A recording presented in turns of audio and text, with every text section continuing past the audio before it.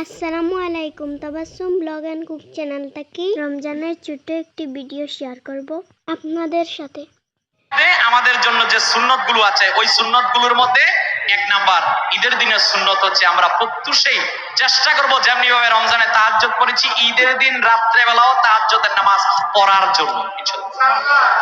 শুধু কি ঈদের দিন না, পরেও এইটা ধরে রেখেছেন, এটা তো ট্রেনিং।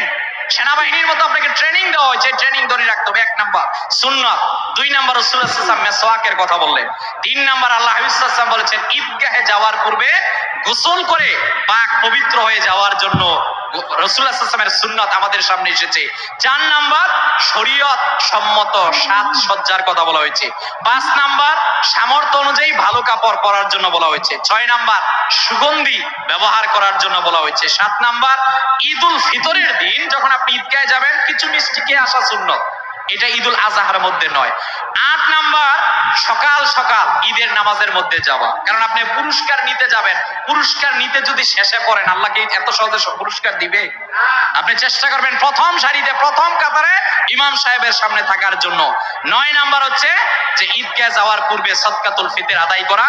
10 নাম্বার হচ্ছে ঈদগাহের দিন এক রাস্তা দিয়ে যাওয়া আরেক রাস্তা দিয়ে আসা। 11 নাম্বার হচ্ছে যে পায়ে হেঁটে যাওয়া। 12 নাম্বার রাসূলুল্লাহ সাল্লাল্লাহু আলাইহি ওয়াসাল্লাম তাকবীর শিখালেন, আল্লাহু আকবার আল্লাহু আকবার লা ইলাহা ইল্লাল্লাহু আল্লাহু আকবার আল্লাহু আকবার ওয়ালিল্লাহিল হামদ। এটা ঈদুল আজহায় পড়বেন উচ্চ আওয়াজে, এই ঈদের মধ্যে মনে মনে পড়া। তো এগুলো হচ্ছে ঈদের দিনের জন্য সুন্নত। প্রিয় ভাই, শেষ আরেকটা সুন্নত রাসূলুল্লাহ সাল্লাল্লাহু আলাইহি ওয়াসাল্লাম আমাদেরকে শিক্ষা দিলেন, সেটা হলো ঈদের জন্য চাঁদ দেখা। কি দেখা? সবাই বলেন কি দেখা? যে আল্লাহ রাব্বুল আলামিন বলেন ইয়াসআলুনাকা আনিল আহিল্লা কুল হিয়া মাওয়াকিতু লিন-নাসি ওয়াল হজ। যে চাঁদ হচ্ছে আন্তর্জাতিক ক্যালেন্ডার। রাসূলুল্লাহ সাল্লাল্লাহু আলাইহি ওয়াসাল্লামের হাদিস সহিহ বুখারীর 1909 নম্বর হাদিস। রাসূলুল্লাহ সাল্লাল্লাহু আলাইহি ওয়াসাল্লাম বলেন সুমু লিরুকিয়াতিহি ওয়া আফতিরু লিরুকিয়া।